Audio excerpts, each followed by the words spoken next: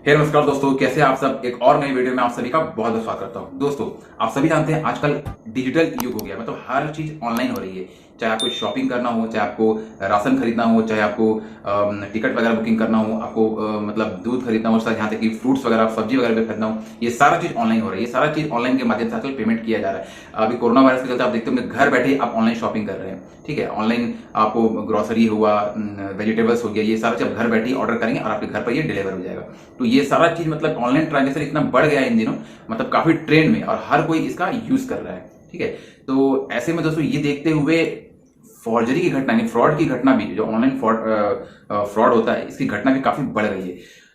घटना जो है वो अलग अलग तरीके से किया जा रहा है। ऑनलाइन शॉपिंग के माध्यम से लोगों से फॉर्जरी की जा रही है। बैंकिंग वगैरह के थ्रू भी फॉर्जरी की जा रही है। आपको फॉल्स कॉल आते हैं कि मैं बैंक से बोल रहा हूँ, इस तरह कॉल आके आपके पर्सनल डिटेल्स यानी पर्सनल जानकारी ले ली जा रही है। आपसे कॉल कर पूछा जाता है अपना आधार कार्ड नंबर बताइए, अपने एटीएम का पिन बताइए। इस तरह से आपसे कुछ इन्फॉर्मेशन दी जाती है, तो वो इन्फॉर्मेशन लेके आपके साथ फॉर्जरी की जा रही है, आपका बैंक अकाउंट खाली किया जाए। यहाँ तक कि अभी पेपर में आप देख होंगे मिस्ड कॉल, अननोन नंबर से कॉल आता है कि मिस्ड कॉल देने के बाद भी जैसे ही आप उस मिस्ड कॉल का अगर रिप्लाई करेंगे तो वो आपका उससे बैंक अकाउंट खाली हो जाएगी। इस तरह की घटना काफी बढ़ गई है।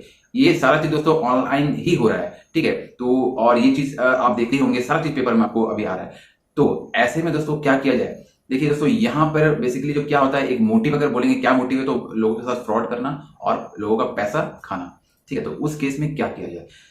कई बार दोस्तों ऐसा होता है कि आप जो ट्रांजेक्शन करते हैं, सपोज आपको किसी को पैसा भेजना हो, अपने फैमिली को या फ्रेंड्स को, किसी को आपको पैसा भेज रहे हैं, तो वो पैसा आप ज्यादातर कोशिश करते हैं ऑनलाइन माध्यम से भेजने की, क्योंकि ऑनलाइन बहुत ईजी है दोस्तों। आजकल आप गूगल पे का यूज कर ले रहे हैं, पेटीएम का यूज कर ले रहे हैं, फोन पे का यूज कर रहे हैं, इंटरनेट बैंकिंग का यूज कर रहे हैं। ठीक है ना, इसके माध्यम से आप पैसा भेज रहे हैं। इससे क्या हो रहा है, टाइम तो आपका सेव हो रहा है, साथ ही इस कोरोना वायरस के चलते आप भीड़ भाड़ से बच रहे हैं, ताकि घर बैठे सारा काम आपका निपट जाए, क्योंकि इतना समय नहीं है कि बैंक जाके आप ये सब चीज कर सको। लेकिन कई बार ऐसा होता है दोस्तों कि आप मतलब हड़बड़ी में गड़बड़ी वाली कहानी सुनी होगी। ठीक है, तो उसमें मतलब कहावत सुनी होगी, तो उसमें क्या होता है कि आपको पैसा किसी और के अकाउंट में ट्रांसफर कर दिया आपने। ठीक है, तो उस अकाउंट में ट्रांसफर कर दिया, तो अब क्या करेंगे उस केस में।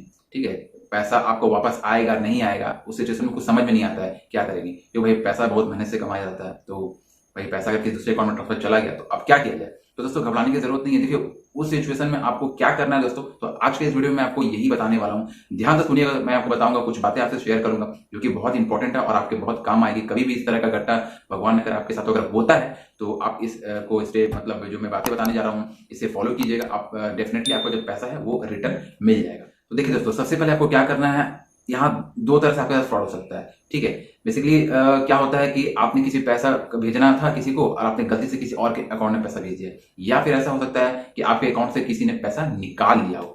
तो ये दोनों कंडीशन है। तो ये दोनों ही कंडीशन में आपको क्या करना है। तो सबसे पहला दोस्तों, अगर आपके अकाउंट मतलब अगर आपने गलत अकाउंट में पैसा भेज दिया है, तो आपको क्या करना हो। तो इसके लिए सबसे पहले आपको अपने बैंक में इन्फॉर्मेशन करनी होगी। तो बैंक को इन्फॉर्म करना होगा कि इस तरह का घटना घट गया है, मतलब गलती से मैंने किसी और के अकाउंट में पैसा भेज दिया है, तो ना। तो ये करने के बाद आपको एक एफआईआर भी करवानी पड़ेगी। ठीक है, तो क्या करेगा बैंक क्या करेगा, जैसे आप एफआईआर करवाएंगे तो एफआईआर की एक कॉपी आपको बैंक को देनी पड़ेगी। तो उस केस में बैंक क्या करेगा, जो एफआईआर की कॉपी है, आपने एफआईआर में पूरा डिटेल्स लिखाया होगा, जो घटना आपके साथ घटी, वो वेरीफाई करेगा, यानी कि आपने जिस व्यक्ति के अकाउंट में पैसा ट्रांसफर किया है, या फिर किसी ने आपका पैसा निकाल लिया हो, फ्रॉड किया हो आपसे, तो वो चीज को वो वेरीफाई करेगा। अगर ये चीज सही निकलता है, ठीक है, जांच पड़ताल करने पर, वेरीफाई करने पर ये सही निकलता है, तो आपका जो पैसा है बैंक आपके अकाउंट पर रिटर्न कर देगा।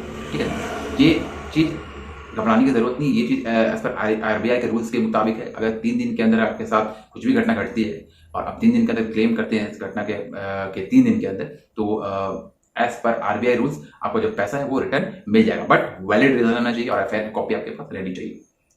नेक्स्ट है दोस्तों कि अगर सपोज आपने पैसा ट्रांसफर कर दिया, ठीक है, ट्रांसफर करने के बाद आपको क्या करना है, दूसरे अकाउंट में ट्रांसफर कर दिया तो पैसा चला गया, तो अब क्या करना है। तो आपको करना ये होगा, जिसमें मैं आपको बता रहा हूं आपको क्या करना होगा। आप अपना बैंक जाइए। ठीक है, सॉरी, सबसे पहले क्या कीजिए कि आपका जो इंटरनेट बैंकिंग है और आपका जो एटीएम कार्ड उसे ब्लॉक करवाइए, इमीडिएट ब्लॉक करवाइए। ब्लॉक करवाने के बाद आपने बैंक जाइए। बैंक जाके आपने जिस व्यक्ति के अकाउंट में पैसा ट्रांसफर किया है, तो उसके बारे में पता कीजिए कि आपने किस व्यक्ति को पैसा ट्रांसफर किया और किस बैंक में किया।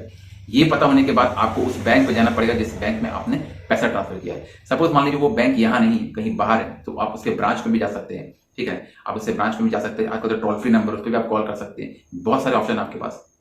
तो वहां जाके आप इसकी जानकारी दीजिए, एफआईआर की कॉपी लेकर जाइएगा, ठीक है, वहां इसकी जानकारी दीजिए और आपका वैलिड रीजन रहेगा तो आपको डेफिनेटली जो है ये पैसा आपके अकाउंट पर रिटर्न आ जाएगा दोस्तों। तो ये चीज कुछ बेसिक स्टेप है दोस्तों जो कि पता होना चाहिए, क्योंकि आजकल ऑनलाइन फॉर्जरी बहुत ही ज्यादा हो रहे हैं और इससे लोग काफी परेशान भी है, काफी मेहनत का पैसा होता है, लोग कमाते हैं और अगर इस तरह से चला जाए तो बहुत ही दुख की बात है। तो ये बेसिक कुछ स्टेप दोस्तों याद रखिएगा, ज्यादा शेयर कीजिए और अच्छा लगा वीडियो तो एक लाइक कर दीजिएगा, सब्सक्राइब कर लीजिए मेरे चैनल को। फिर मिलेंगे एक नई वीडियो, तब तक स्टे अलर्ट, स्टे सेफ, जय हिंद। Thank you.